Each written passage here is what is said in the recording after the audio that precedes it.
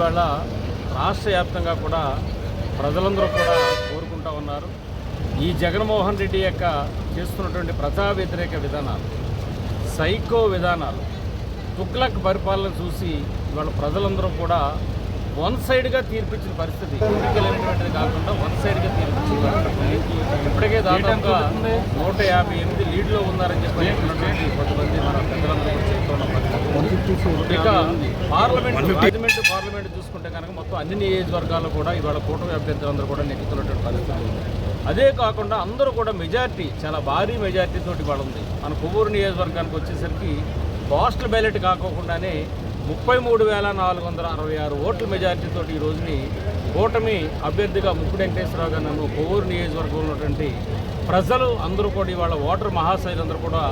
ఎన్నుకున్నందుకు ప్రత్యేకంగా వాళ్ళందరికీ కూడా అభినందనలు, కృతజ్ఞతలు కూడా తెలియజేస్తా ఉన్నాను. ఖచ్చితంగా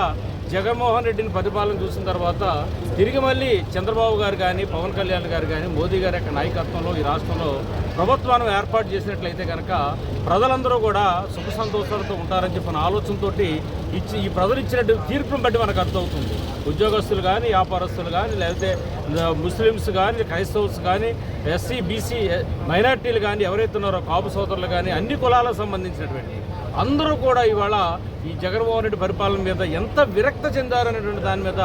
ఈరోజు మనకి ఈ యొక్క ప్రజా తీర్పు అనేటువంటి దాన్ని చూస్తాం. ఖచ్చితంగా ప్రజా తీర్పును మనం ఖచ్చితంగా అందరూ కూడా గౌరవించాలి, ముందుకు తీసుకెళ్ళాలి. ఆయన చేసినటువంటి ప్రజా వ్యతిరేక విధానాలు ఏవైతున్నాయో, ప్రజలు ఏ విధమైతే ఇబ్బందులు పడ్డారో ఆ ఇబ్బందులు అటువంటి లేకుండా మంచి పరిపాలన, శుభపరిపాలన అటువంటి దాన్ని ఇవాళ ఖచ్చితంగా ముందుకు తీసుకెళ్లేటువంటి విధంగా చంద్రబాబు గారు, లోకేష్ బాబు గారు, మోదీ గారి నాయకత్వంలో ఖచ్చితంగా ఉమ్మడిగా తీసుకెళ్లేటువంటి పరిస్థితి ఖచ్చితంగా చేస్తాం. ఖచ్చితంగా ఈ అవకాశం ఇచ్చిన ప్రజలందరికీ అభినందనలు కృతజ్ఞతలతో పాటు ఖచ్చితంగా సంక్షేమం కానీ, అభివృద్ధి విషయంలో కానీ, ఈ రాష్ట్రాన్ని ముందుకు తీసుకెళ్లేటువంటి విషయంలో కానీ, 3 రాజధానులు ఏదైతే ఇవాళ కుంపడు పెట్టాడో దాన్ని వాళ్ళ అమరావతి రాజధాని కానీ, పోలవరం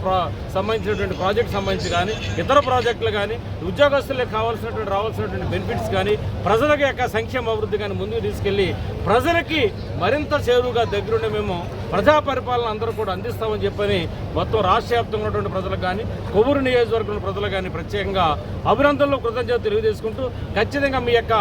ఆశ ఏదైతే ఉందో, ఏదైతే మీరు అందరూ ఆశించారో కూటమి అభ్యర్థి గెలవాలని, దాన్ని ఒమ్ము చేయకోకుండా నిరంతరం మేము ఒక ఎమ్మెల్యేలు గాను, ఒక మంత్రులు గాను, లేకపోతే ఒక ఎంపీలు గాను కాకుండా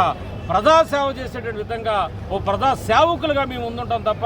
ఒక ఎమ్మెల్యేలు గాను, ఎంపీలుగా కాదని చెప్పని మీ అందరికీ కూడా తెలియజేసుకుంటూ, ఒక సేవకులుగా మీ అందరికీ కూడా మేము ముందుంటామని చెప్పని తెలియజేసుకుంటూ ఖచ్చితంగా కొవ్వూరు నియోజకవర్గంలో పనిచేస్తున్నటువంటి అచ్చిబాబు గారు కానీ, లేకపోతే తెలుగుదేశం పార్టీ నాయకులు కానీ, జనసేన నాయకులు కానీ, బీజేపీ నాయకులు కానీ, కార్యకర్తలు కానీ అందరికీ కూడా ఈ యొక్కంత భారీ మెజార్టీతో నెగటాకి కారకైనటువంటి నాయకులు, కార్యకర్తలు, ప్రజలందరికీ కూడా పేరు పేరున ప్రతి ఒక్కరు కూడా నా యొక్క అభినందనలు, కృతజ్ఞతలు తెలియజేసుకుంటారు.